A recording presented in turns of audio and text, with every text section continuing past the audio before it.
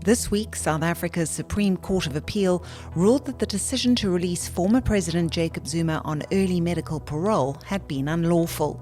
Last year, the Pretoria High Court found that former prisons boss Arthur Fraser acted unlawfully by granting Zuma medical parole against the recommendations of the Medical Parole Advisory Board.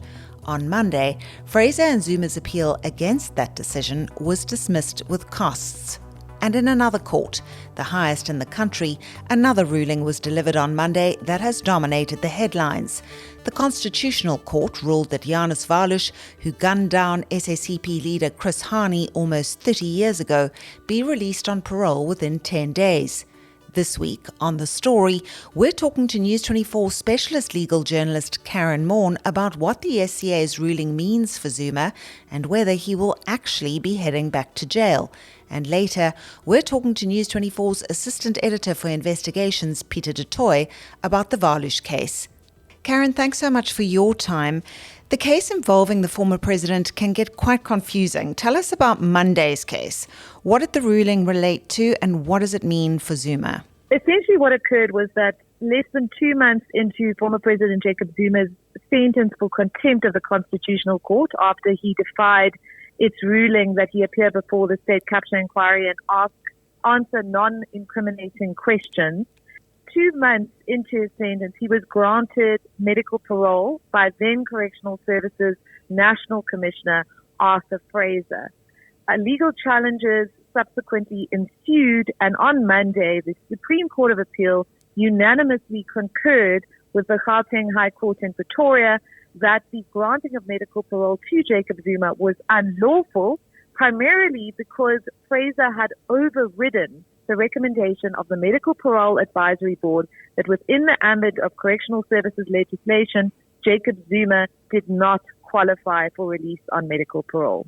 How soon could we see him return to prison, and will he have to then reapply for parole? Essentially, that appears to be what this judgment is saying. The court overturned Judge Elias Matshojane's ruling that the time spent by Jacob Zuma on medical parole not be considered in relation to the 15 months he received for contempt.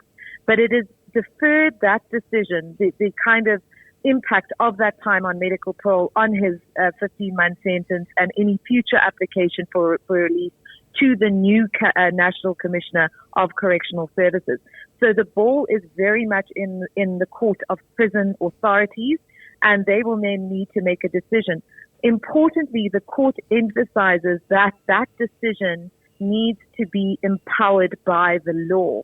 And Catherine, it is almost certain that we will see some form of legal challenge if the parties in this litigation are not satisfied with the reasons given for any future release of Jacob Zuma.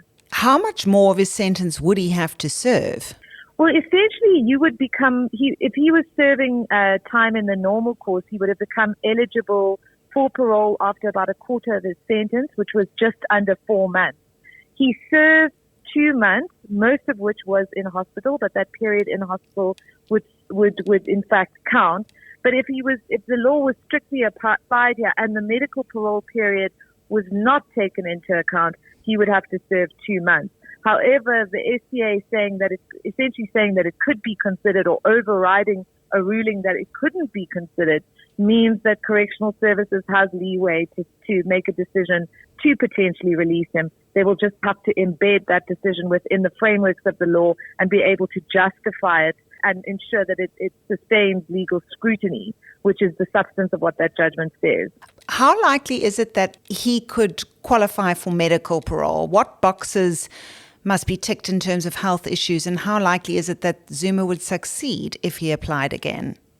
Under the Correctional Services legislation, you can only qualify for release on medical parole if you have a terminal illness and are physically incapacitated to the point of being unable to take care of yourself. And, the Medical Parole Advisory Board is made up of expert doctors who examine every single medical report, all the diagnostic tests that they require and relate to the former president's health, and came up with a determination that within the ambit of the legislation as it exists presently, he does not qualify. his lawyers and the correctional services lawyers had sought to argue that in fact he was terminally ill, but certain of his public statements as early as a month ago, in which he disputed that he was unwell, suggests that, that kind of statement about him being terminally ill is not necessarily substantiated by hard evidence and medical reports. And certainly the finding and recommendation of the Medical Parole Advisory Board, would suggest that he is in fact not terminally ill, and he is definitively not physically incapacitated. Karen, do you think it's likely that Zuma will now approach the Constitutional Court to try and avoid going back to jail? Jacob Zuma's previous litigation strategy has been to fight in every possible court that he can. I think that it is possible that he may seek a reconsideration application in the Supreme Court of Appeal. He has done that in the past. He has shown a degree of reluctance in his corruption case to take his appeal to the Constitutional Court. His antagonism towards the current Chief Justice, Raymond Zondo, is well documented. And Catherine, if he does make an appeal to the Constitutional Court, there are potential issues with the fact that this is essentially the same court that sent him to prison for contempt in the first place. A number of the judges who gave that ruling, including Sisi Kampepe, are no longer at the court, but there are potential for complications in regards to whether quorum can be filled of judges who were not necessarily involved in that previous litigation, with the potential that he may ask for judges who were involved in the previous litigation to recuse themselves. So it is a bit of a complex mess. And the coming days, it's anyone's guess how this all plays out. Well, it's certainly something I'm sure you'll be watching closely and covering for News 24. Thank you so much for your time. That was Karen Morn, specialist legal journalist for News 24. We're now joined by News 24's Assistant Editor for Investigations, Peter du Toit, to talk about another case that hit the headlines this week. Peter, this has been dragging on for years, the question of parole for Janusz Waluś. Tell us about his case. In your column this week, you described him as the man who took South Africa to the brink. Catherine, yes. Look, it's really one of those cases and stories that hark back to the pre-1994 era, which in this day and age is quite a thing. Janusz Waluś was the Polish immigrant who assassinated the SACP leader Chris Hani on Easter Saturday, in 1993. He was quickly apprehended by police, put on trial alongside Clive Derby-Lewis, who was a Conservative Party MP in 1993, and they were charged with not only murder but conspiracy to commit murder, found guilty, and then sentenced to death under the country's laws then. That sentence was later commuted to life imprisonment, and both Derby-Lewis and Waluś went through the different processes and at the Department of Correctional Services, rehabilitation programs, psychological evaluation programs to see whether or not they can be reintegrated into society. They obviously took part in various parole application processes. And a couple of years ago, Clive Derby-Lewis was released on medical parole. He died of cancer shortly afterwards. But obviously, Janusz Waluś, as the trigger man, the person who actually pulled the trigger that killed Chris Hani, who was a very popular leader at the time, one of the most charismatic leaders in the liberation movement at the time. It really led to a lot of emotions around the murder back then. And with the release this week, the Constitutional Court ordered the Department of Correctional Services to release Waluś within 10 days. Now, Catherine, that follows a long and convoluted process which really stretches back to 2005 when Waluś for the first time applied for parole. The sticky issue in this matter is that Waluś, according to the parole board, according to the experts at the Department of Correctional Services, including psychologists, did qualify for to be released on parole. But the decision to actually release him was always deferred and deferred to various ministers of justice who refused to do that. And the Constitutional Court this week said no, he has complied with everything demanded of him in terms of the law, in terms of regulations, and that after 29 years in prison, he should be released. And that led to a veritable flood of emotions and very strong reaction from across the board. Peter, even in his judgment, Chief Justice Raymond Zondo said Waluś had in fact been eligible for parole for 15 years already. But it is an incredibly emotional case. I'm interested to hear your thoughts about that. And, Hani's wife has called the ruling diabolical. Can you tell us more about the Hani family's reaction? So the Hani family and also the South African Communist Party has been vehemently opposed to Waluś being released on parole for 15 years, like you said. They've always maintained that they want him to first reveal who put him up to the murder, and that they refuse to accept his apologies. Now, the parole system is a system which looks to reintegrate offenders into society based on a set system and a framework of laws and regulations. So it's not as if a parole board can grant parole based on emotion, sentiment, and or anything else. It's a framework, it's a set process that needs to be followed, and he has qualified for it. The parole board at various instances have said that he has shown remorse, that he will not commit a crime like this again, that he understands the gravity of his crime, and that in terms of the law, he should be released. Now, the response from Dimple Hani, Chris Hani's wife, first of all, we need to say we cannot prescribe to people how they need to approach or manage their grief. That is a very personal thing. And given that her husband was murdered in cold blood on an Easter Saturday, given the role that he could have played in democratic South Africa, you can quite clearly understand the emotions for her around this.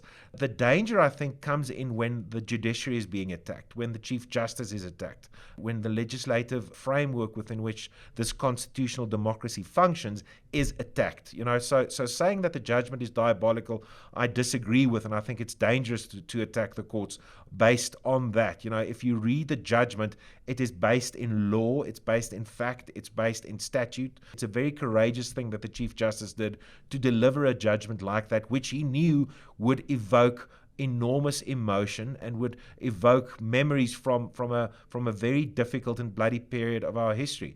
But I think we need to take emotion out of this, even as difficult as it might be. South Africa is a constitutional democracy. We are a country of laws and rules. And if we want to maintain ourselves as a country where we subject ourselves to the rule of law, we need to try and remove emotion from something like this, even though it might be difficult. And look, you can completely understand that people are still reviled by Waluś, that there might be hatred towards Waluś, and that's completely understandable. But we are a country of laws, we're a constitutional democracy, and in terms of that, Waluś qualified for parole, and what the court did was merely execute and interpret the law as it is supposed to do. Peter, what has the reaction to the parole of Waluś been from political parties? Look, the SACP obviously heavily criticized the judgment, and I think from a very emotional point of departure, which is problematic, because if you respond emotionally to something like this, then you can't see the wood for the trees, and then you can't see what the legal framework is within which something like this has happened. You can't understand the legal judgment made by the court. So the SACP were obviously very critical. I have to say I've not seen response from the ANC apart from the Premier of Gauteng, Panyaza Lesufi, who is a senior ANC member, who also attacked the courts, who was also critical of the courts. Lindiwe Sisulu, Nkosazana Dlamini Zuma, senior ANC people, supported Dimple Hani in public. So I think it's problematic when members of the executive attack another branch of the state, in this case the judiciary. I think it's a slippery slope if we start attacking the Chief Justice and attacking the system like Lindiwe Sisulu and members of the RET faction certainly have done this year. Peter, will Waluś be released under strict conditions? How do you think authorities will navigate this? I mean, in terms of his life might well be at risk. That's a good question. I think the case study that we can look at was the release a couple of years ago of the commander of Vlakplaas, Colonel Eugene de Kock, who was also sentenced to life imprisonment. He was held at Pretoria C-Max prison, but he also qualified for parole and was released. Now, he was the commander of Vlakplaas, which was the police's assassination unit. So he was responsible for the deaths of many liberation fighters who infiltrated into the country. And the things that they did at Vlakplaas is on record. But he was released into the public.